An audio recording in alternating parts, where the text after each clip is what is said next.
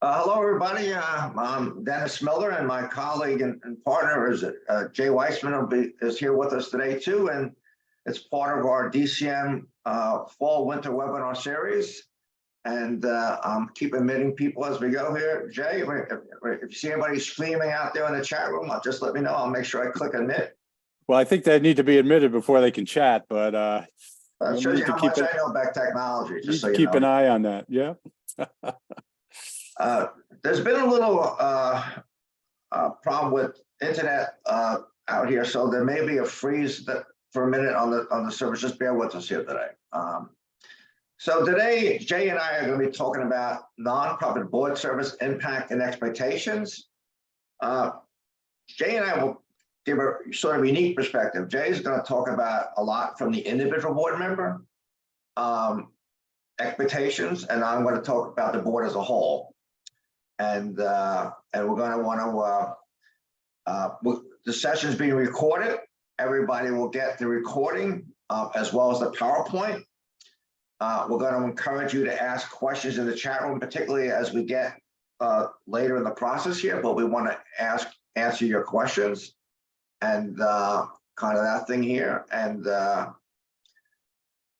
we got Massachusetts, home of where my mom grew up, so I used to speak pack the cat and have a yacht more, just like, you know. So meeting a few more people here. So let me, Jay, you want me to introduce yourself, Jay? Sure. So I'm delighted to see some folks on the webinar that I know. So, but for those of you who I don't know, my name is Jay Weisman. I'm a philanthropic advisor and coach. I'm a managing director with DCM and also the founder and principal of Legacy Philanthropy Group.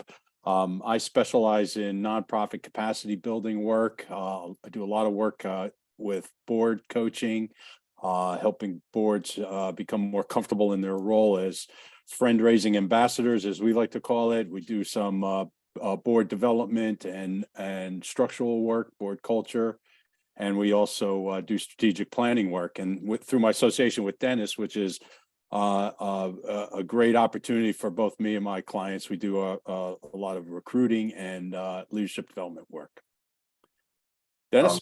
We're very happy to have Jay here. So obviously I'm Dennis Miller. I'm the funny one. Hopefully I'm the funny one. Well, the truth is in pudding there, you know. So my background is I founded the firm back in 2005 after a 25-year career in the hospital medical world, healthcare world. Young CEO at the age of 38, and became a number of years became a corporate executive of a publicly held company, and served for 7 years, and then became president CEO of another major medical center and foundation. And after a total of 25 years, I'm still young, Jay, you know, still so young. I must have started when I was 4 years old, I think, probably, you know. And so, so I've been involved with this company since the beginning, and we're now a national company of 17 of us. We are a coalition of national nonprofit leadership experts in search and board and leadership performance and development and all that kind of stuff. If I always tell people, if Mrs. Fritz, my 7th grade English teacher, if she knew that I written 2 sentences together, she'd have a heart attack. If she knew I wrote $5, she'd have a massive heart attack. But that's a little bit about myself here. Today's agenda, you know, whether you work for an organization and work for an organization that has a board, or you're thinking about joining a board, or you are on the board, or you're a CEO, whatever, we're going to be perspective today of both what you should expect as an individual board member, which I expect of you, and as the board as a whole here. There are 6 areas we're going to focus in on today. And Jay and I are going to share. Jay is going to talk from the individual board member's perspective, his fabulous background and great experience. And I'm going to talk about boards as a whole and kind of my experience with boards as a whole as well. And that's, so it's sort of individual and as a whole group, and hopefully maybe get you to think about some things differently than you had before. You can see Jay's going to cover the role of nonprofits in our society. He's going to focus on the individual board member responsibilities. I'm going to talk about the 4 stages of board governance. I always tell people, as you know, every organization has a life cycle. As we as humans have a life cycle, I tell people I'm in the 4th quarter. I'm just hoping for double overtime.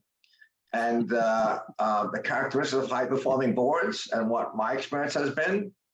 My partner Jay will come back in about the qualities of high-impact board members, and then we'll talk a little bit at the end about how good boards evaluate their CEO, how great boards evaluate themselves, and thoughts upon that here. So I'm going to start her up, and Jay, I'm going to turn this over to yourself. All right, great. Thanks, Dennis. So before we get started, I just love everybody. We're going to use the chat a bunch during this. So I'd like everybody just to type in the chat whether you are a board member, and if so, are you a seasoned board member, or are you a new board member, or if you're potentially just considering board service, or do you have a different role in the organization? Are you staff or leaders of some sort? Just let's figure out what we got. New board member, new board members, a seasoned board member from Tamara. Did I miss any? I saw David and Mary Ellen, whose board service on both I am familiar with, actually. Anybody else? Considering board service, recently retired, excellent, seasoned, new board member. Okay, good. Not new, but not seasoned. So Georgia, you're somewhere in between. All right, good. All right, so we're going to talk, we're going to zoom out and really take a macro view and just talk about nonprofits. So this may be old hat to some of you, but for some others, we're going to cover sort of the role of nonprofits in society. And we often talk about 3 sectors. There's a few different ways to describe them: public, private, and nonprofit, sometimes referred to as the government sector, the business sector, and the social sector. But basically, there's these 3 major entities that steer us as we go. And if you look at the public or the government sector, those are our state, local, national government. They make our rules and they enforce them by passing tax laws and funding programs. They redistribute wealth. That's part of the role of the government, is to manage all of that. The private sector is where the wealth's generated, where the wealth's created, and businesses offer products and services and create wealth. And then the nonprofit or the social sector, which brings us all together today, strives to improve our society by fostering well-being. So I want to go to the chat room and see if folks can describe some of the characteristics of nonprofits. Right, you're ahead. Just hang on there. Yep. Versus the private and the public sector. So I'm going to give you a couple examples. Right. So the nonprofit sector, right, helps build healthy and vibrant communities. It can often provide a deeper understanding of those local community needs and the best way to address those needs. So those are 2 examples of how the nonprofit sector fits in and complements the public and private sector. Can anybody think of anybody else, any other ones? Put those into the chat. Any other ways that the nonprofit sector differentiates or is additive to the public and private sector? Okay, Victor, I think that's more a comment on your connectivity. So Victor's back with us. Any thoughts? What is the nonprofit sector? What role does it fill?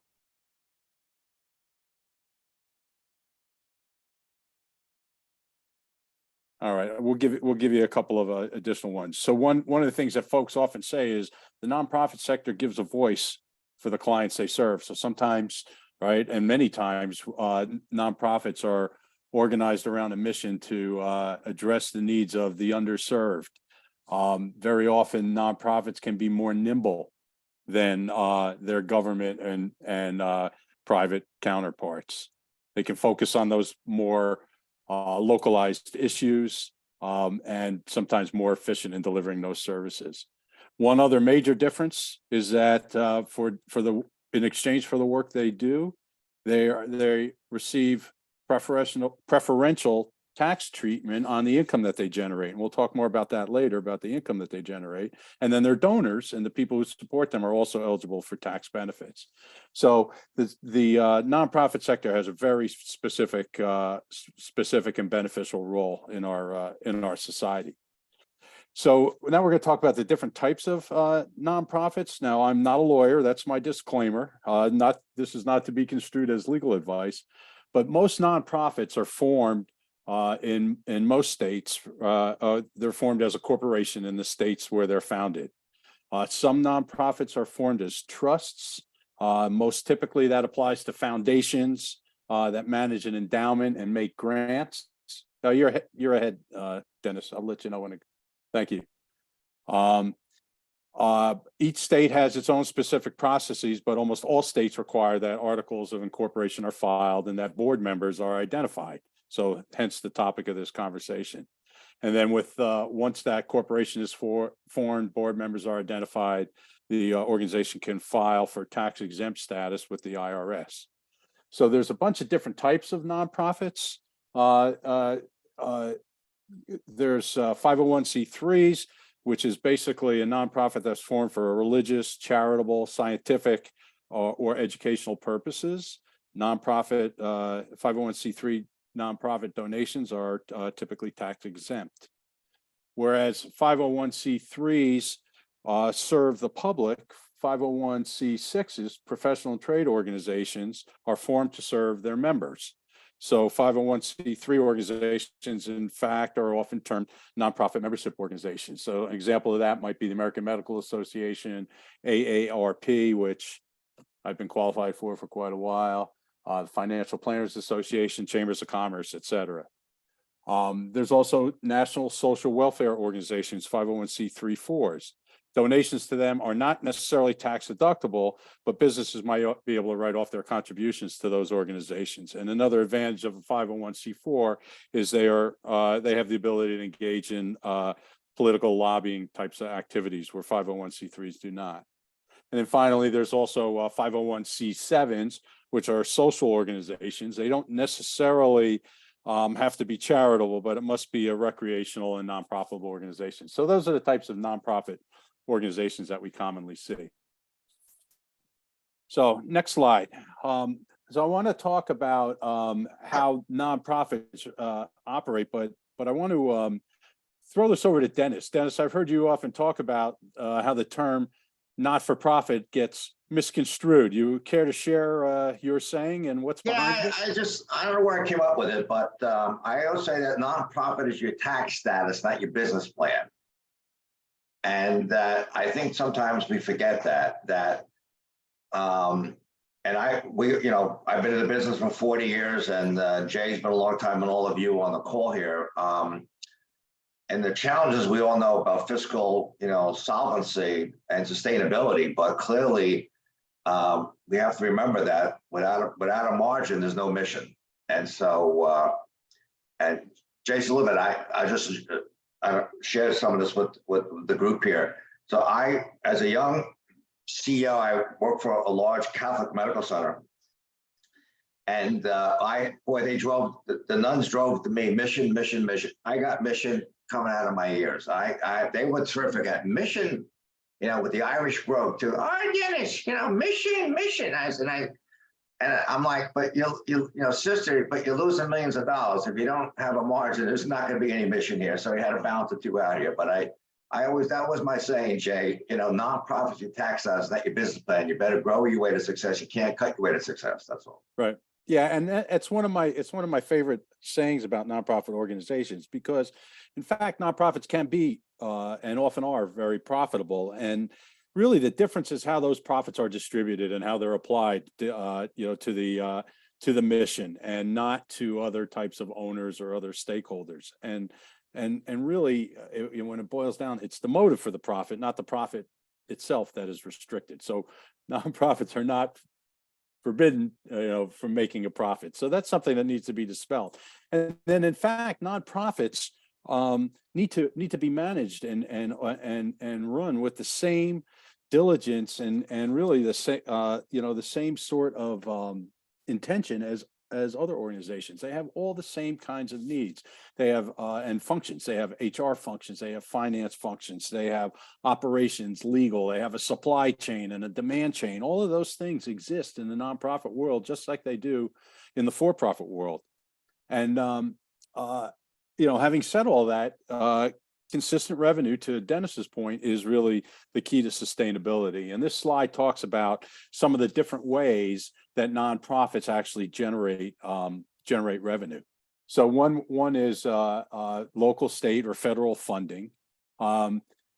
Can anybody enter in a chat an example of federal funding for nonprofit services? Maybe your organization or other ones that you know.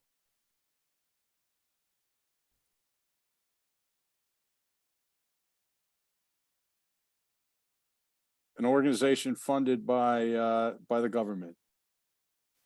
So I see some initials. I'm not sure. I'm not sure what they stand for, but SAMHSA is a major one in the national for mental health. Oh, for mental health, yeah. The CCBC is the Council of Behavioral Healthcare Associations and Mental Health Association, and so all types of them. Good. So so Medicare or other grant programs for mental health services, right? There's a lot of organizations that get grants to do their work. Others fees for service. Another one is school districts will sometimes or often pay tuition for students to go to schools where their needs can be met where they cannot be met in public schools. So that's another great example. Any examples of earned income? Organization that has an earned income stream, revenue generated from the sales of goods or services rendered or work performed. Any examples of that?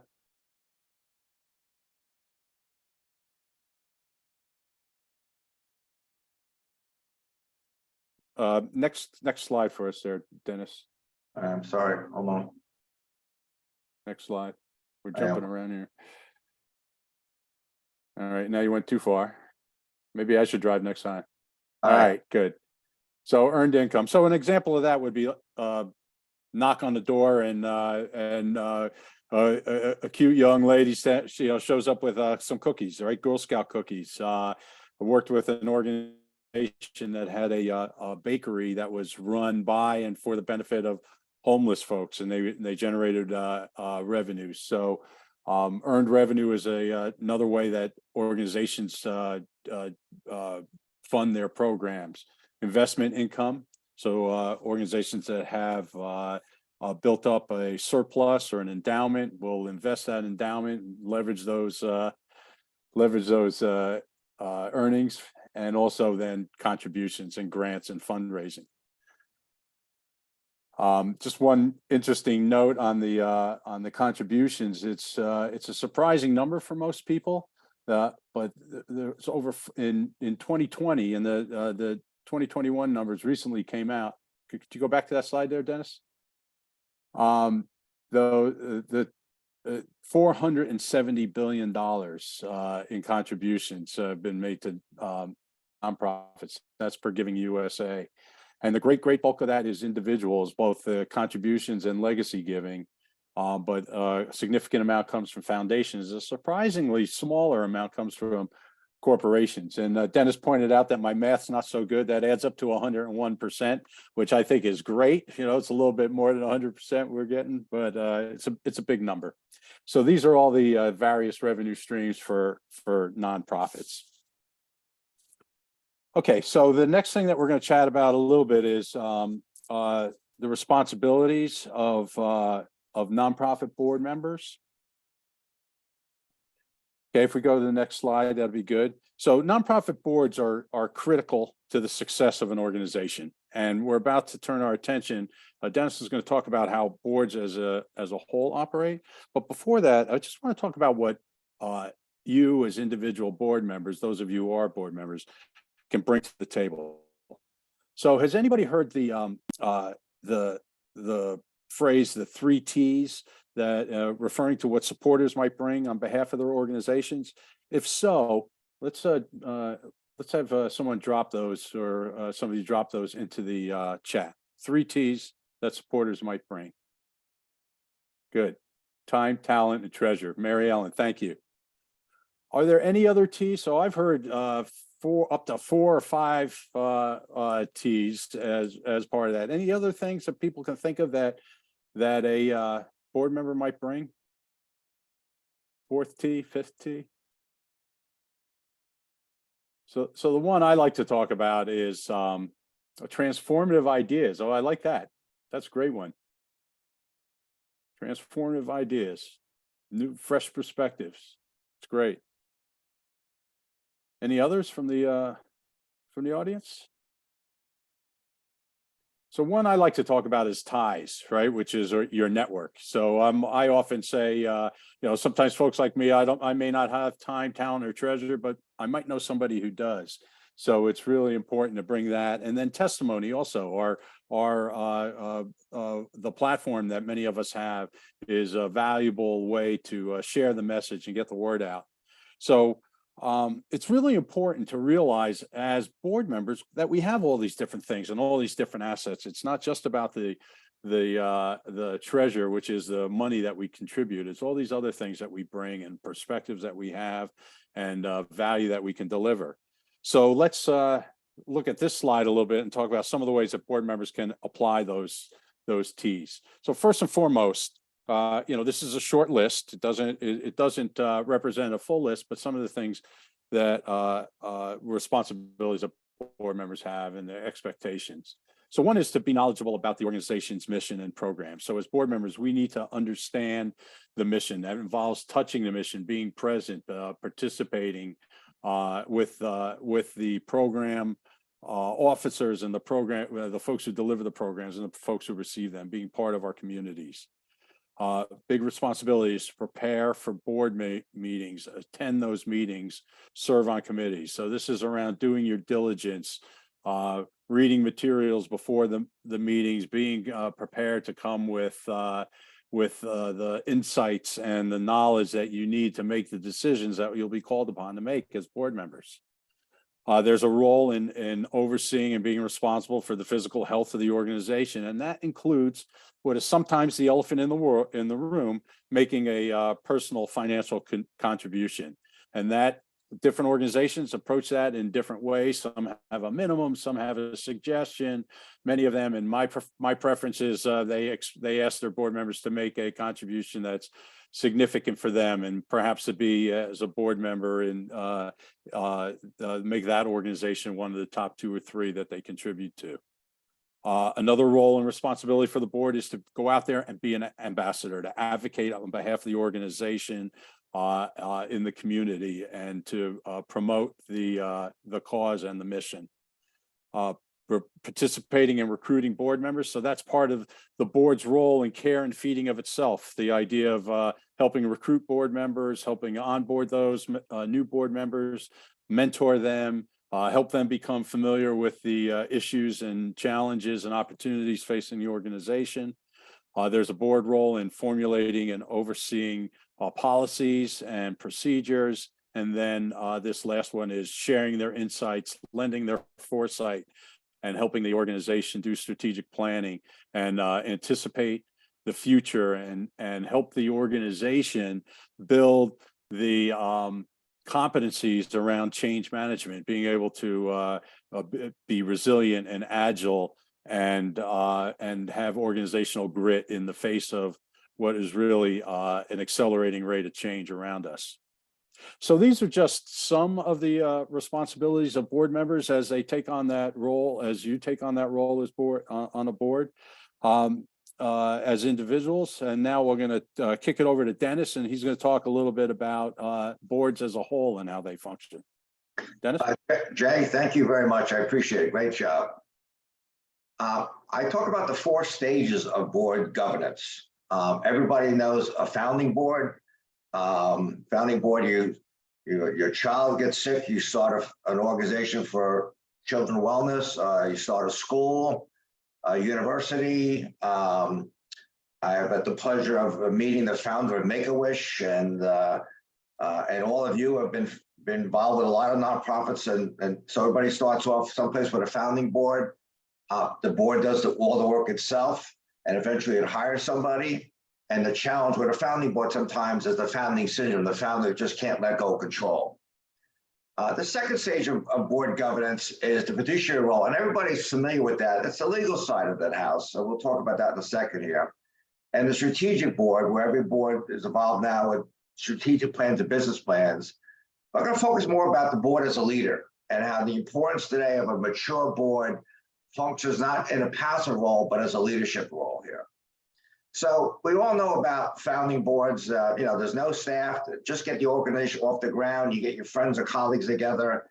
And this wonderful story is about, organization. I always loved the one about Make-A-Wish, started with one child in Arizona back in 1980 that had, serious leukemia and was not doing well. And his mom wanted him to, his dream was to be a police officer, and she got a police officer involved to help him out. Eventually they got him a uniform and a Smokey the Bear hat, and led to making the boy very happy. He passed away, and on the way back from the funeral service in Illinois, the mother and the founder said, let's make every wish come true for every kid that was dying. And lo and behold, Make-A-Wish started here. Again, Jay talked about this individual responsibility, but obviously the board is legally responsible for what goes on in the organization. It's required. I often ask people, why do you have a board? And there's lots of reasons, as Jay indicated, but the number one reason, because it's simple, but it's legally required. Once you get your tax exempt status, it's legally required. And that's obviously the responsibilities of duties of care, loyalty, obedience, not self-servingness. These are common things that you know all about. I'm sure you do. Most boards has evolved from just the responsibility of overseeing the audit and the development of policy procedures, and take on a more active role in making sure everybody has a strategic plan and a business plan. But still, many times the board is still playing a more of a passive role. It's you go to a meeting once a month or whatever it's going to be, and it's a lot of all in favor say aye, and things like that. But it's more of a passive, and the board meeting is over. You may not be too involved until the next board meeting here. Research shows, though, and this is an experience that I've had over, I can say it now, admitted, Jay, 40 years. When boards evolve, that they feel a sense of ownership with the CEO. It's an ownership issue. They feel in partnership with the CEO. It's not micromanaging, but it's a shared responsibility of wanting to see the vision become a reality, that I have responsibility as a board member, not just to oversee what the CEO is doing in the team, but actually play a role in making that happen. And so I maintain my fiduciary responsibilities, and those remain important and strategic. That's not going to change.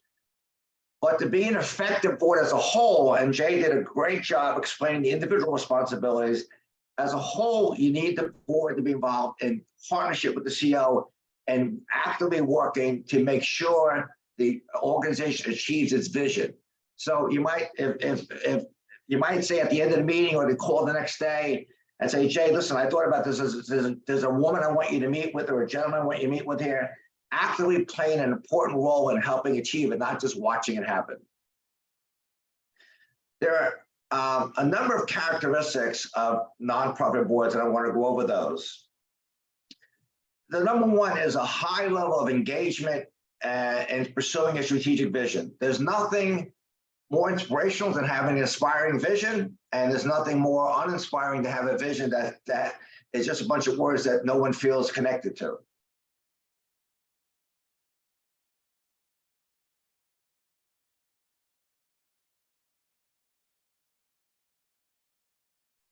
Oh, I think we may, yeah, I think we may have lost Dennis for a second.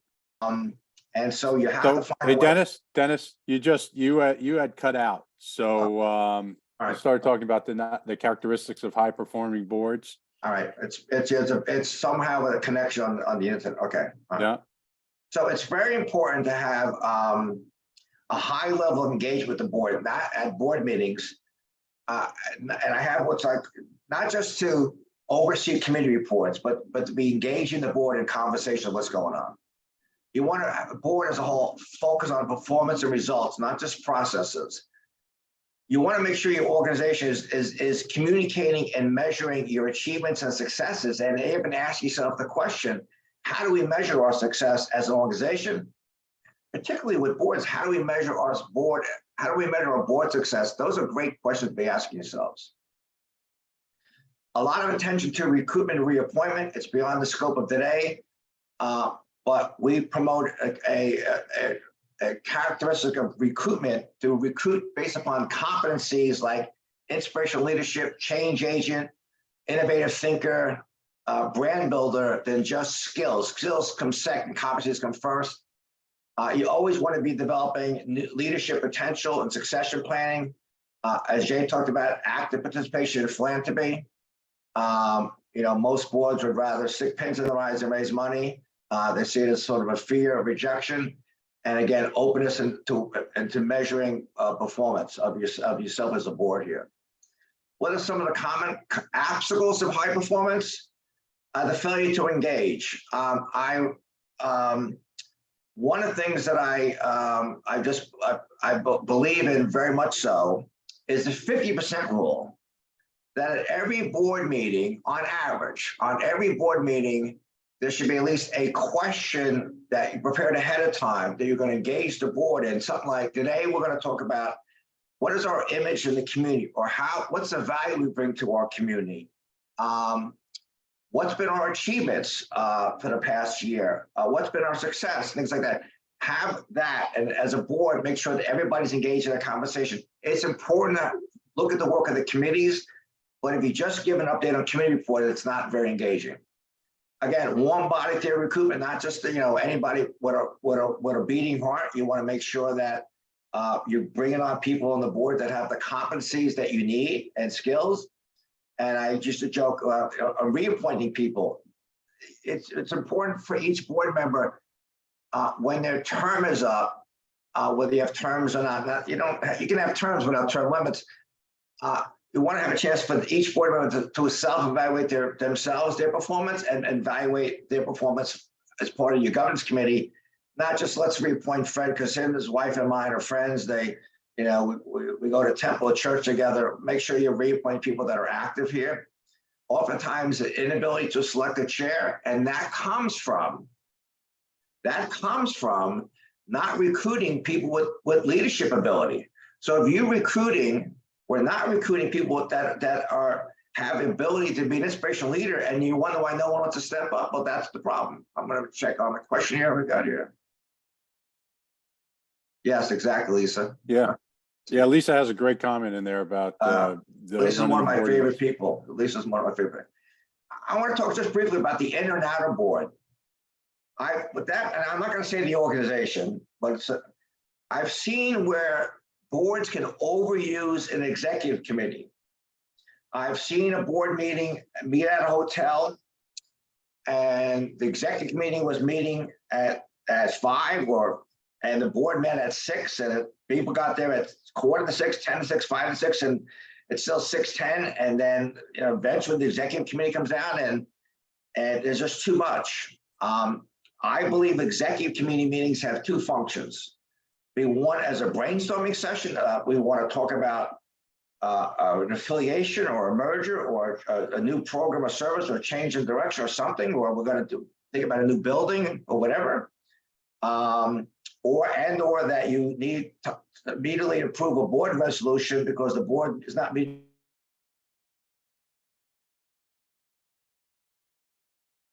Well, it seems like Dennis is frozen on us again. So while we wait for his connection to reestablish, I got to stay at home and done that. Poor communication, particularly if the board chair is not communicating to people. The best job for a board chair to do is behind the scenes building consensus before the meeting. If you have a key issue here, that's important here. And two other things.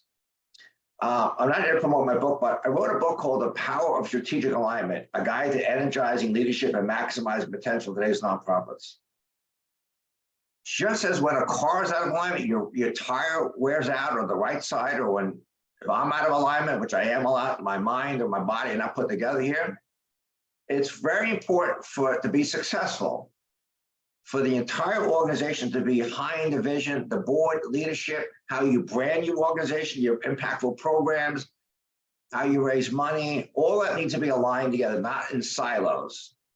And then obviously board members need to understand the importance that they have of making sure there's the philanthropic funds there. And it's beyond the topic of today, but I know many board members would rather stick pins in their eyes wherever root canal than raise money. Okay. Jay, I'm going to turn it back to you to talk about the qualities of high impact board members. Back to the individuals. Yeah, but before we go there, Dennis, I really want to land on Lisa's comment about the board meetings. So she starts it off with no meeting without an agenda. Thank you for that, Lisa. But then you go on to talk about tying the board meetings to the strategic plan. And you talked about the 50-50 rule where, the goal is to be engaging and strategic and have that kind of conversation. You have any other thoughts to share on how to tie the strategic plan to the board meetings? Yeah, I do. One of the committees that most boards don't have that they should have. I mean, they all got finance and audit. I get it, and they sometimes will have a fundraising committee maybe, but oftentimes they get into facilities and programs. They get very involved in micromanagement. But I think the committee should be a strategic development committee that oversees your strategic plan. And I would have things like this. Have your goals and objectives. And just quickly put a green light. I like the green, yellow, red light process. Put a green light by something that's moving forward. It's moving forward. Put a yellow light on an objective that we've had that's making progress, but not as much. And then focus the red light on ones that it's not happening. And at the board meetings, have that as part of the discussion. Show that we're making progress on these three things, but in this one here, we're having that discussions. I like the green light, yellow light, red light theory of that. And I do believe strongly in a strategic development committee because that oversees both branding, marketing, selling the organization with social media. And I think that's not enough. Okay. Yeah. Yeah, and I'll just add to that is that and thanks for the question, Lisa. That was great because the strategic plan should be the foundation of everything that the organization does and the foundation of the board meetings. And when Dennis talks about green light, red light, it's really talking about metrics and KPIs, key performance indicators. And one of the challenging things that most challenging things that boards need to do is a follow-up. It's been at least a year. Hey, John, I got can you get on mute for me? One of the things that boards sometimes struggle with is drawing those boundaries between, what the board does and what the staff does. The great thing about having a strategic plan is it also will define some metrics and in those meetings, you can monitor the metrics and make decisions based on that strategic plan. So I think that's a great point that you raised, Lisa. Thank you. And Jay, if I can just add to that real quick, is that absolutely this, and we'll get it's what you call it, but it's very important for the board to talk about how do we measure our success and how are we doing compared to just getting updates from the board or updates from the staff. I think it's very important how do we measure the success as our goals and how we're getting there. That's very important for the board to be the strategic partner. And I'll shut up now. Go ahead. Yeah, it's very important. Yeah, really important. Okay, so now we're going to switch back to sort of this individual level. And before we go on, Dennis, to the next slide, I want to ask the group some questions. So I'll let you know. And Dennis mentioned this a little bit. But I'd like to take this up a level. When you talked about some of the obstacles that boards face, and take it up a little bit and talk about culture. And board culture is so important, and it's really the glue that holds the board and, for that matter, the organizations as a whole together. So if you think about it, on the staff side of an organization, staff members tend to be hired and take on those jobs and stay in those positions for a lot longer than the board members do. Board members typically, where especially in healthy boards, those board members evolve and rotate, really bringing in fresh perspectives and renewed energy. But every time you add a new individual to a mix, it changes the dynamics of the whole group. So it's important to search out individuals who will contribute to a healthy culture. Dennis, can you go back a slide? You're doing a reveal here. So great. So I want to spend a few moments thinking about what qualities are important. I want folks to kind of drop some of those into the chat. What qualities do you think it's important for a nonprofit board member to embody? And Dennis mentioned a couple of those earlier, but let's try and get a list of what do you want to see? And we're not necessarily talking about the skills or the professional experience. We're talking about the personality traits and characteristics. Let's see what we got. Humility. It's not about you, it's about the organization. That's a good one. That's a good one. That's a really good one. Collaborative, flexibility. Dennis, Dennis, let the slide sit right there for right now, okay? No, the problem was people Engaging. were admitting it. Some others got admitted, so that's. Oh, is that what's happening? Okay. Passion is a good one to have. Engaging. What else? Everybody should at least be able to come up with one for us.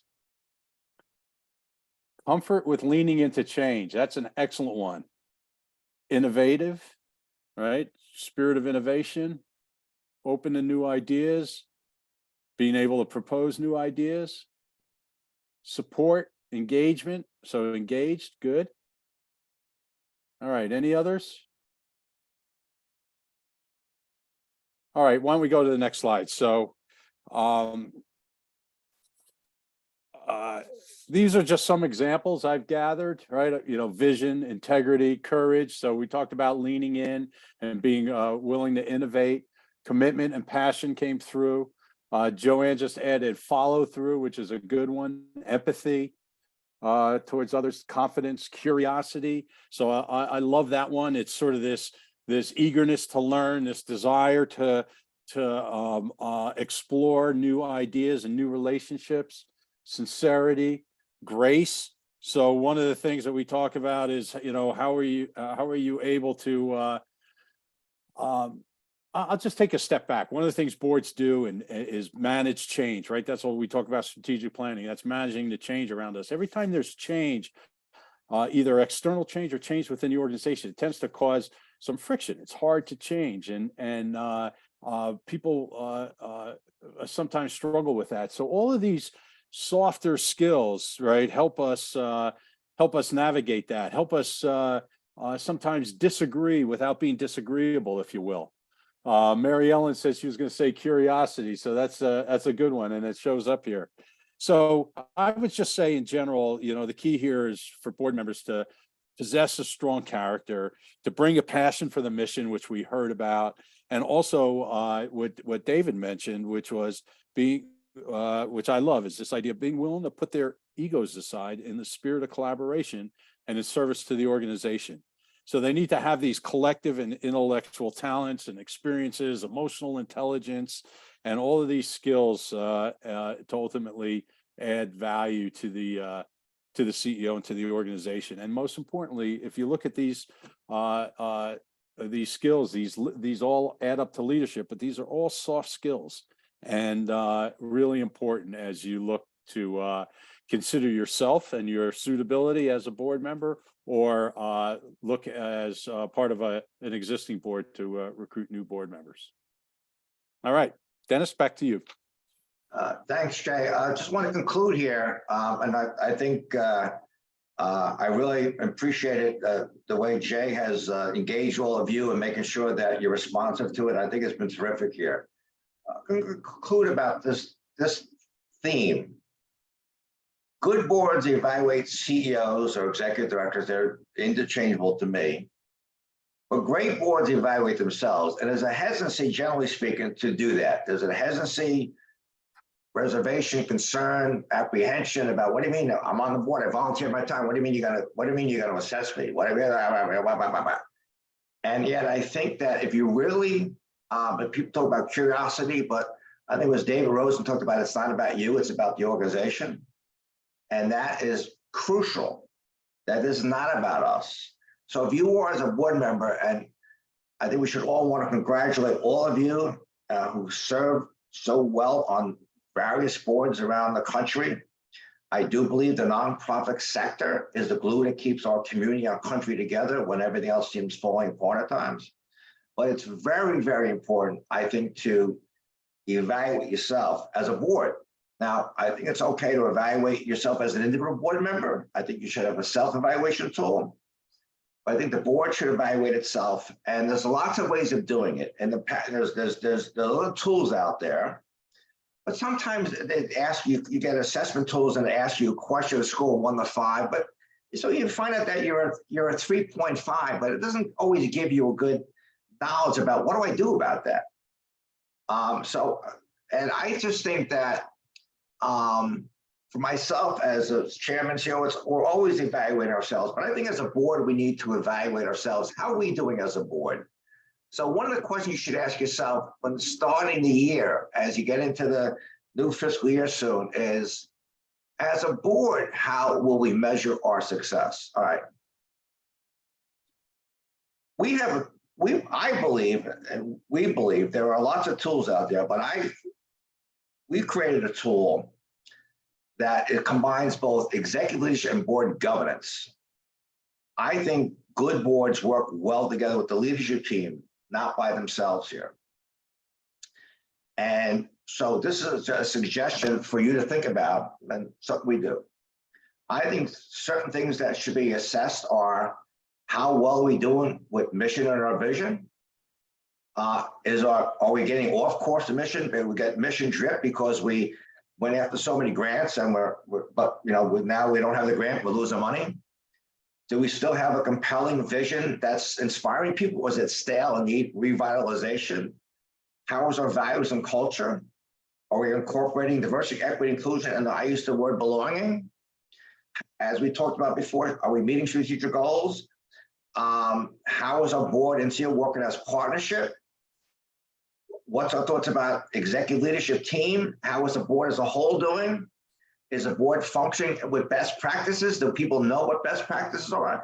How many boards don't spend any time providing ongoing board training, board education, yet boards are craving it, they want it? How are we measuring the impact of our programs and services? How well do you talk about brand identity? How well do you talk about philanthropy? So just as an example, our tool allows people to anonymously identify as either leadership or board, but it asks questions that you have response to either strongly agree, disagree, strongly disagree. And strongly agree and agree, I'm just going to show you a couple, to me are one and the same. But when you start getting things like, our organization has an inspirational vision statement that clearly articulates the future direction is ambitious, realistic, credible, and measurable. And this sample only, 40% of your board disagrees, that's something to take a look at. The question might be, our organization has a plan to identify and develop new leaders for our organization to be part of our new succession plan for leadership. And you got 20% of the board that strongly disagrees that we don't have a succession plan. That's a problem. And so these are kind of questions that we encourage you to ask. The board chair builds some consent behind the scenes when you get, it's one thing that don't know is very common because you got new board members with leadership team. But when you have strongly disagrees, that's something to be taken a look at. That's what our tool will help you do here. I also want to say this as a closing here for everything is that I'm very happy to have a complimentary session with anybody, and I will not just put it in the chat room, but I'm going to in the recording we're going to send out. Okay, I'm going to give you my email address, and anybody that would like to, and with me or Jay, have a free 30-minute consultation about anything you've seen here. Please reach out. It's no obligation, just a comment. If you want to get our advice on things, please do so. I also hope that we have a ton of free information on our website. Free information, previous webinars, articles, blogs, discussion points. The books ain't free, but they're pretty inexpensive, affordable. If you haven't seen our website, go to denniscmiller.com. Again, we're a national firm with about 17 key executives like my friend and partner, Jay. And I think as we're near the end here, Jay, we're just going to say thank you for participating. I want to personally thank Jay. And not only will you get the recording and the PowerPoint, but we'll get you the schedule so you know the next webinars that are coming up next month and the next few months to come.